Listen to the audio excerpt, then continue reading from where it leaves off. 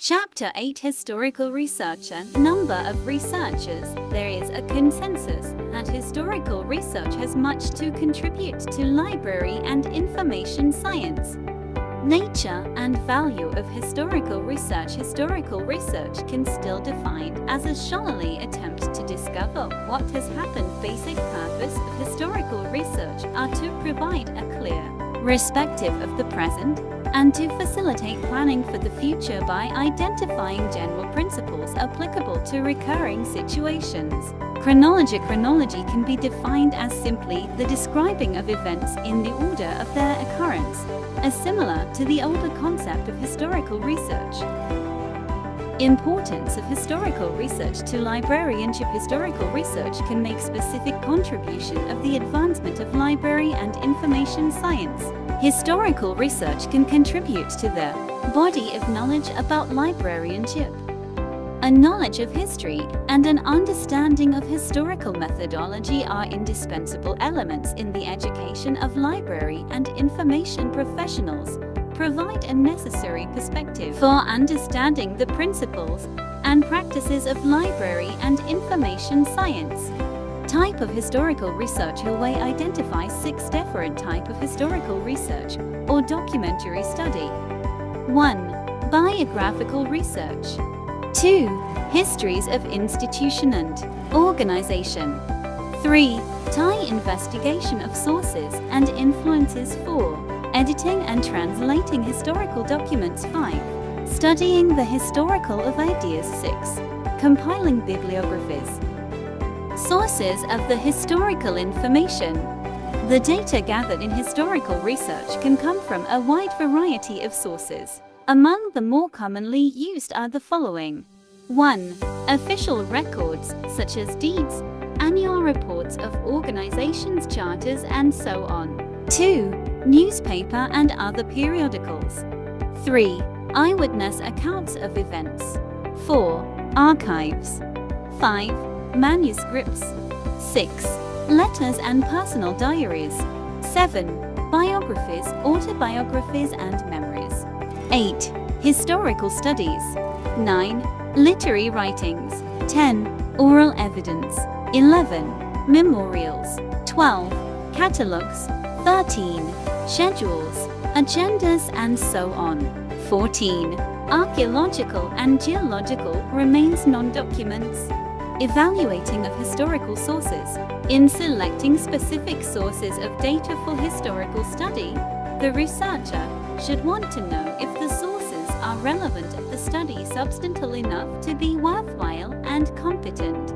External criticism. External criticism or gathering of external evidence is done to determine if a source provides authentic primary data. External criticism may be used interchangeably with textual criticism and usually takes into account the provenance or origin of a document. Internal criticism. Internal criticism is generally more challenging than external criticism, and it too is often difficult if not impossible to achieve with absolutely certainty. Basic step of historical research. Historical study should be guided by a formal hypothesis. In other words, historical research tends to involve the following steps. 1. Identification of a problem of historical significance. 2. Collection of background information. Literature review of the secondary sources. 3. Formulation of a hypothesis when possible. More on this later. 4. Gathering of evidence or data including verification of the authenticity of the primary sources and the validity and reliability of their contents. 5. Organization and analysis of the pertinent data, more often qualitative than qualitative. 6. Interpretation of the finding or the drawing of conclusions. The hypothesis in historical research. Generally speaking, the use of a hypothesis in historical research helps to increase the objectivity of the study and minimize researcher bias. Collecting data. The data collection technique for historical research. In fact, one of the great challenges facing the historian is the extent to which his or her research relies on unpublished materials. The presentation of findings.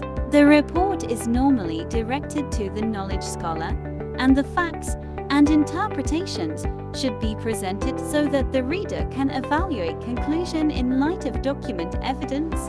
Library history. Historical research conducted in library and information science has often been referred to as library history. As to the future of library history, there continues to be a need for more historical research that considers libraries and other information systems in broad context. Biographical research. Bibliographical research does not represent true research, at least as prescribed by the scientific method or inquiry. Systematic bibliography. Persons involved in the compilations of systematic or enumerative bibliographies are concerned with the book and other materials as an intellectual entity.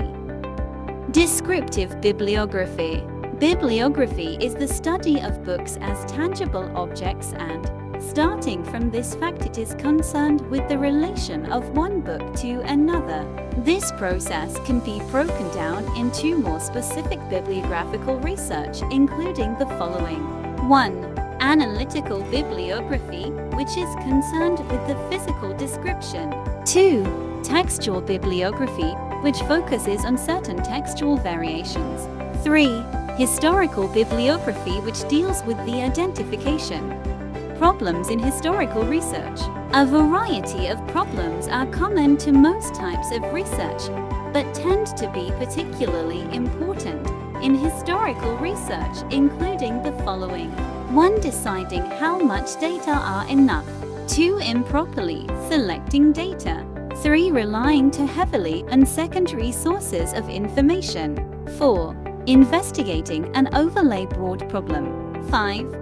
Failing to evaluate adequately the historical data and their sources. 6. Failing to internet the data. 7. Reading the present into the past. Summary. Through the methods of historical investigation, this may be the case because historical research is ex post fact in nature. It is important for the researcher to draw upon primary rather than secondary sources as much as possible.